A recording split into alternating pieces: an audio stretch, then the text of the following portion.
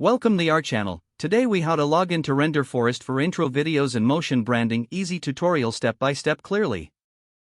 To log into Renderforest, start by opening your preferred web browser. In the address bar, type www.renderforest.com and press enter. Once the website loads, look for the login button located in the top right corner. Click on the login button to proceed. You will be redirected to the login page.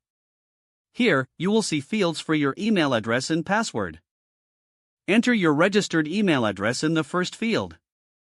Next, type your password in the second field.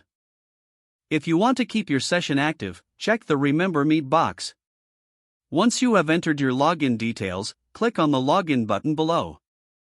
If your credentials are correct, you will be taken to your Renderforest dashboard. In case you forgot your password, click on the Forgot Password link.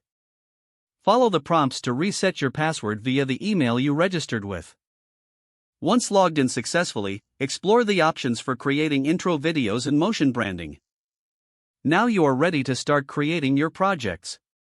If the page does not load, refresh the browser or try again in a private or incognito window. Make sure you are using the correct email address, then retype it carefully to avoid small typos. If your password is not accepted, use the reset option and create a new strong password you can remember. Check your spam folder for verification or security emails, then complete any requested confirmation steps.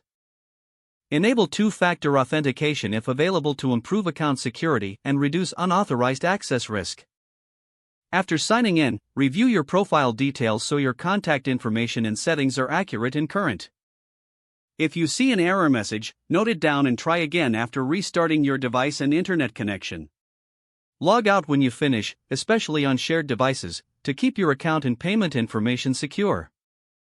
If the page does not load, refresh the browser or try again in a private or incognito window.